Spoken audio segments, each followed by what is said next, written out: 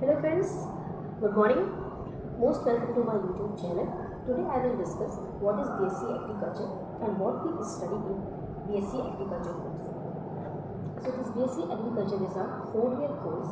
After the graduation, you become you have a professional degree of agriculture. जैसे आपका BTech होता है engineering में प्रोफेशनल डिग्री, वैसे ही BSc Agriculture भी is a kind of professional degree जिसमें आपको एग्रीकल्चर का मतलब क्या है, एग्री प्लस कल्चर, मतलब cultivation in the soil.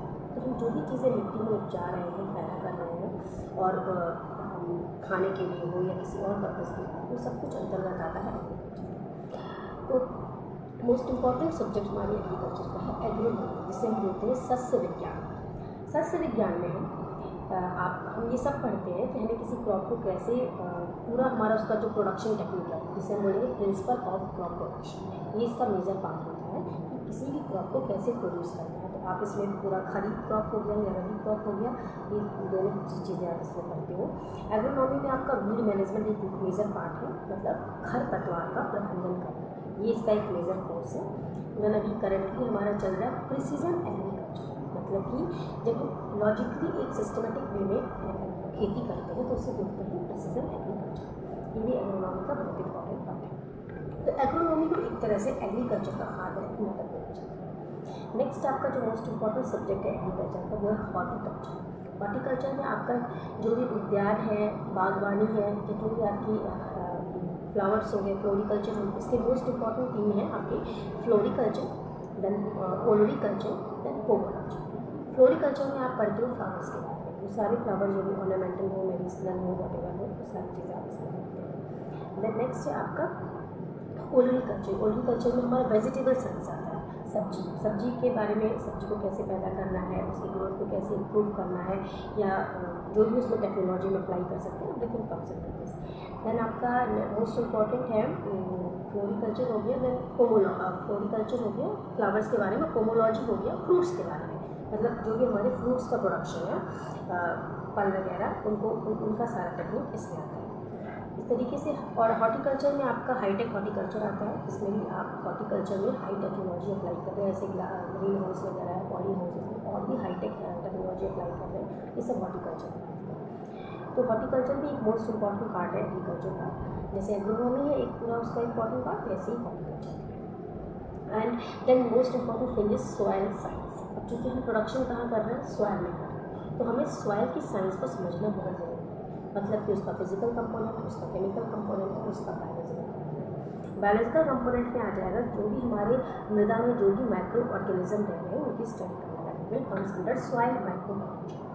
Then physically soil दिखने में कैसी है, उसका टेक्सचर क्या है, उसका कलर क्या है, और उससे क्रॉप के प्रोडक्शन पर क्या असर पड़ता है, उसके मतलब जो भी उसकी फिजिकल कंपोनेंट्स है। देन केमिकल कंपोनेंट, मतलब उसकी एसिडिटी हो गई, एंड केमिस्ट्री, उसकी जो भी केमिकल्स हैं उसके आसपास, जो प्लांट है, प्लांट का रूट है वो सॉइल में है, जो रूट है वो आसपास के उसके कौन कौन से केमिकल कंपोनेंट है, वो उससे उस प्लांट की ग्रोथ पे क्या असर पड़ता है, पॉजिटिवली और negatively.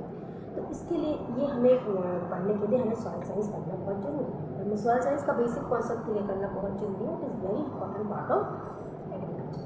Then next most important thing is fundamental of biotechnology and biochemistry. Here also it is plant biotechnology and plant biochemistry. Now what is biotechnology? Biotechnology का मतलब होता है, it is made of 2 words, bio plus technology. When we are applying the technology in a biological organism or via biological organism with the help of biological organism for our benefit. तो जब हम plant biotech की बात करते हैं, तो plant biotech में हम जब किसी जीवित बायोटिक फैक्टर उसमें हम कोई टेक्नोलॉजी अप्लाई करके प्लांट के ग्रोथ में, उसकी डिजीज़ रेजिस्टेंट हो या हर्बिसाइड रेजिस्टेंट हो या इंसेक्ट रेजिस्टेंट हो, ऐसी कोई उसकी जो ट्रेट्स है उसको इम्प्रूव करने के लिए यूज़ करते हैं, तो वो आता है किसके अंतर्गत, बायोटेक्नोलॉजी के अंतर्गत। तो ये बहुत इंपॉर्टेंट कंपोनेंट है हमारे एग्रीकल्चर का, इसका हमें बेसिक फंडामेंटल चीज़ में बेसिक में पढ़ना है, मतलब प्लांट बायोटेक क्या है, उसके क्या क्या ब्रांचेस हैं, उसके क्या क्या एप्लीकेशंस हैं agriculture. Then next most important thing is biochemistry. Biochemistry और chemical component of a biological organism. तो प्लांट बायोकेमिस्ट्री, प्लांट में जो भी केमिस्ट्री उसकी केमिकल रिएक्शंस हो रहे हैं, जैसे आपका फोटोसिंथेसिस है, ये रेस्पिरेशन है, तो ग्लाइकोलिसिस साइकिल हो रही है, सिट्रिक एसिड साइकिल हो रही है। तो ये सारी साइकिल जो C3 साइकिल, C4 साइकिल, उससे वो प्लांट में कैसे हो रही है, किस किस कंपोनेंट को प्लांट क्या ले रहा है, जैसे फोटोसिंथेसिस हो रही है तो वो प्लांट में कैसे सोलर एनर्जी आ रहा है, वो उसे केमिकल एनर्जी में कन्वर्ट कर रहा है। ये सारी प्रोसेस आपकी बायोकेमिस्ट्री इसमें आप स्टडी करते हैं बायोकेमिस्ट्री में।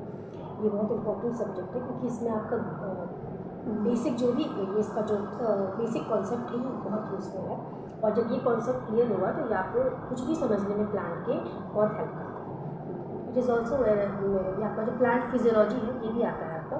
फिजियोलॉजी में आप ये फोटोसिंथेसिस, रेस्पिरेशन ये सब पढ़ते हैं हम। और बायोकेमिस्ट्री में हम सारा पढ़ते हैं ये कंपोनेंट सारे, केमिकल कंपोनेंट, ग्लूकोज हो गया, मतलब कार्बोहाइड्रेट हो गया, प्रोटीन हो गया, फैट्स हो गया, ये सारी चीज़ें बायोकेमिस्ट्री में आ जाएंगी। और ये C3 C4 फोटोसिंथेसिस ये सारा फिजियोलॉजी में आएगा, प्लांट फिजियोलॉजी में। तो ये बायोकेमिस्ट्री, फिजियोलॉजी एंड बायोटेक्नोलॉजी ये प्लांट की जो हम पढ़ते हैं ये बहुत इंपॉर्टेंट कंपोनेंट है प्लांट को अंडरस्टैंड करने के लिए। कुछ लोग साइकिल्स हो रही हैं, क्यों हो रही है, ये सारी एक दूसरे के कॉम्प्लीमेंट है।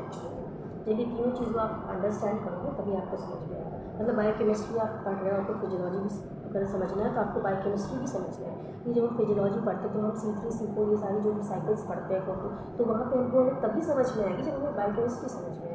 तो ये जो फर्स्ट ईयर का फर्स्ट सेमेस्टर का कोर्स है फंडामेंटल, इसे क्लियर करना बहुत ज़रूरी है क्योंकि जब आप इसे क्लियर करोगे देन बेसिकली आपको आगे के कोर्सेज समझ में आएंगे।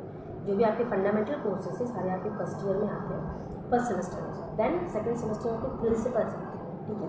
तो ये आपका पूरा फर्स्ट ईयर का जो कोर्स है, जो बेसिक एग्रीकल्चर के सारे कोर्सेज हैं, ये फंडामेंटल आपको क्लियर करते हैं। तो ये सारी चीज़ें एक दूसरे की कॉम्प्लीमेंट है। आपको जैसे कि आपका एक कॉन्सेप्ट होता है एनिडेशन, उसमें क्या होता है कि केमिकल्स के बारे में हमें नॉलेज, केमिकल की कैसे इफेक्ट करता है प्लांट को। तो ये इसे समझने के लिए हम तभी अच्छे से समझ पाएंगे जब हमें ये बेसिक चीज़ें, ये चीज़ें हमें पता होंगी। जैसे नाइट्रोजन फिक्सेशन, ये देखने में बहुत सिंपल लग रहा है लेकिन आप जब इसे पढ़ने जाओगे, इसे समझने जाओगे कि नाइट्रोजन फिक्सेशन लेग्यूम्स कैसे करता है, तो ये बायोकेमिस्ट्री, फिजियोलॉजी, ये सारी चीज़ें आप जब इसे कॉन्सेप्ट क्लियर रहेगा दैट सॉइल साइंस, तभी आपको ये चीज़ समझ में आएगी। तो एक एक कोर्स बहुत इंपॉर्टेंट है और एक दूसरे का कॉम्प्लीमेंट है। नेक्स्ट आपका जो हमारा मोस्ट इम्पॉर्टेंट है वो है जेनेटिक्स।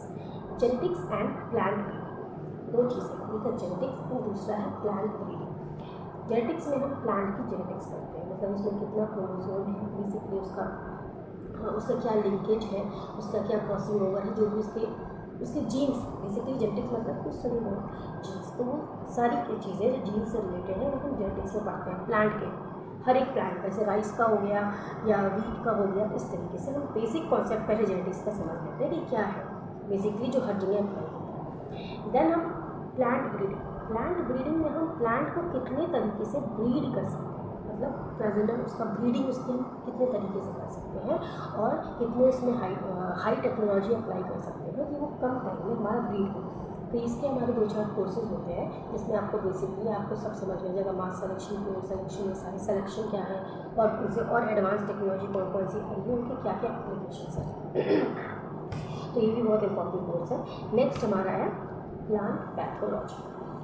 पैथोलॉजी का मतलब है कि स्टडी अबाउट पैथोजेंस। तो प्लांट में कौन कौन से पैथोजेंस अटैक करते हैं जिससे डिजीज़ होता है, मतलब बेसिकली प्लांट में कौन कौन सी बीमारियां हो रही हैं, किस माइक्रो ऑर्गेनिज्म से, किस पैथोजन से हो रही है। देन उसका मैनेजमेंट कैसे करना है, ये 3 चीज़ें इसमें आती हैं जिसके लिए 2-3 इसके कोर्सेज आएंगे जो आपको स्पेसिफिकली पहले आप बेसिक पढ़ोगे, इसका फंडामेंटल पढ़ोगे, देन आप इसका ये पढ़ लोगे, आपका मैनेजमेंट आप इसका पढ़ोगे, देन हर एक क्रॉप का पर्टिकुलर क्या क्या होता है, जैसे राइस में कौन कौन सी डिजीज़ हो रही है, वीट में क्या क्या हो रही है, और पर्टिकुलर हर एक डिजीज़ का हम प्रबंधन मैनेजमेंट कैसे कर सकते हैं, ये हमारा प्लांट पैथोलॉजी होता है। देन है हमारा एंटोमोलॉजी। एंटोमोलॉजी का मतलब होता है कीट विज्ञान, कीड़े के बारे में। प्लांट में कौन कौन से कीड़े अटैक करते हैं, वो कीड़े उसको कैसे खाते हैं, उसको चूसते हैं या खाते हैं या चबाते हैं, उसे कैसे अफेक्ट करते हैं, ये सारी चीज़ें हर एक कीड़े का क्लासिफिकेशन है, लेपिडोप्टेरा, डिप्टेरा, ये सारी चीज़ें हैं और फैमिलीज़ हैं और वो किस फैमिली में आ रहा है और किस क्लास में आ रहा है, उससे उस तरीके जिस फैमिली में आएगा उससे डिसाइड होगा कि वो कैसे खा रहा है, कैसे पी रहा है और वो प्लांट को कैसे अफेक्ट कर रहा है। तो ये सारी चीज़ें आपकी, ये इसके भी 2-4 कोर्सेज पूरे 4 साल में होते हैं, 2 या 3 हो गए आई थिंक, और आप जो है पूरा इसे समझ जाओगे क्या है entomology. Then next most important thing is live stock. Live stock में हम डेयरी आ जाएगा हमारा, देन एनिमल हस्बेंड्री आ जाएगा, जो भी है कि एनिमल्स के बारे में कैसे हम गाय पशुपालन हो गया, पोल्ट्री फार्मिंग हो गई, या कुछ भी चीज़ें, किसी सारी चीज़ें हम इसमें स्टडी करेंगे। ये भी एग्रीकल्चर का मोस्ट इम्पॉर्टेंट पार्ट है। देन आपका फिशरीज़ हो गया, फिशरीज़ भी एग्रीकल्चर का बहुत इंपॉर्टेंट पार्ट है, जिसके हम बेसिक कॉन्सेप्ट BSc एग्रीकल्चर में क्लियर करते हैं, डिटेल में नहीं जाते हैं। मतलब ये उसमें रहता है कि आपको मछली पालन जो आपका होता है उसका बेसिक क्या क्या कॉन्सेप्ट है, ये आपका। Then most important part agriculture का है मेट्रोलॉजी, मतलब मौसम विभाग। मौसम विभाग है इसलिए भी बहुत इंपॉर्टेंट है, क्योंकि जैसा मौसम होगा, जैसा भी मौसम आने वाला, उससे हमें कैसे प्रिवेंट करना है या उसके अकॉर्डिंग हमें कैसे अपने क्रॉप को डेवलप करना है। ये तो एक अलग ही फैक्टर हो गया क्लाइमेट चेंज का।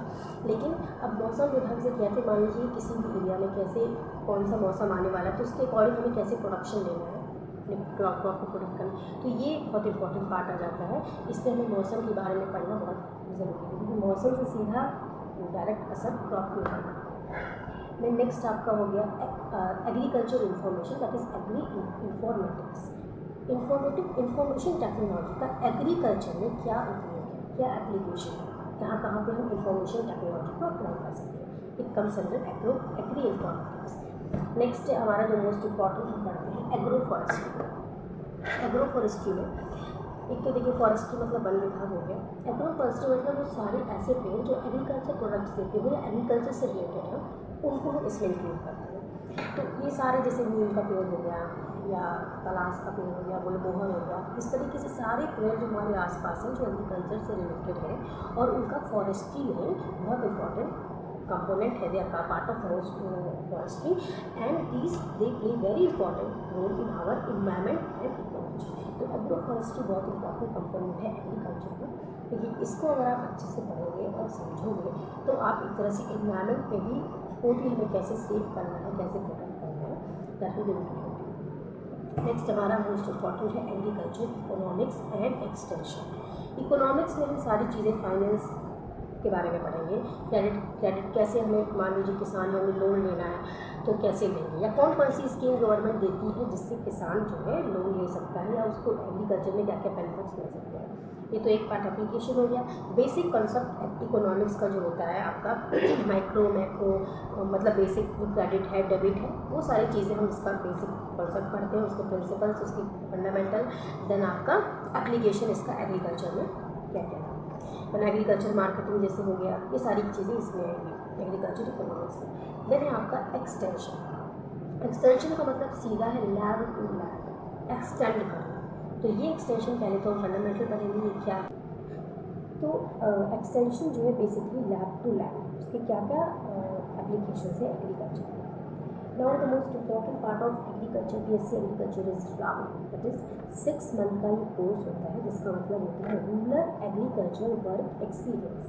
मतलब है कि हम किसी रूरल एरिया में, गांव के एरिया में जाके वहाँ पे काम करके किसानों के साथ रह के वहाँ का एक्सपीरियंस होगा कि वो किसान कैसे, बेसिक प्रॉब्लम्स किसानों को क्या होती है, ये BSc एग्रीकल्चर ग्रेजुएट को पता होना चाहिए कि बेसिक क्रॉप प्रोडक्शन में क्या क्या प्रॉब्लम्स होती हैं, उन्हें कैसे हैंडल करना है, या उन्हें क्या क्या करना है। ये हम तभी सोच पाएंगे जब हमें ये पता होगा बेसिकली प्रॉब्लम्स क्या हो रही। तो हमें इसलिए ग्रास रूट लेवल पे जाके किसानों के साथ रह के और उनके साथ काम करके ये चीज़ें हमें यहाँ पे लर्न करनी है। रावे में rural agriculture work experience basic इसका यही है।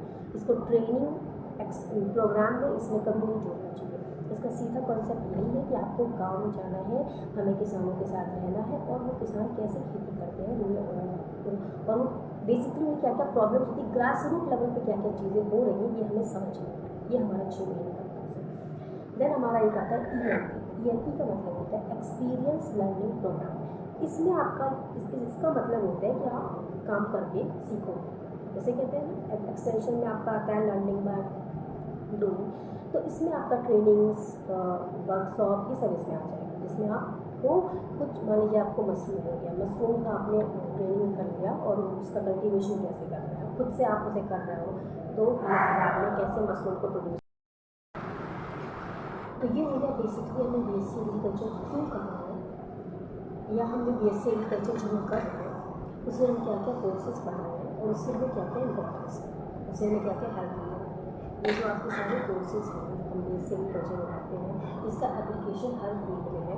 फ्रॉम टॉप टू बॉटम, आपको अगर कोई भी मतलब चाहे आप पर्सनल लाइफ हो चाहे प्रोफेशनल लाइफ। नेक्स्ट लेक्चर में ये बनाऊंगी कि इसका फ्यूचर प्रॉस्पेक्ट्स क्या है, both in government job and private sector. Thank you for help you all.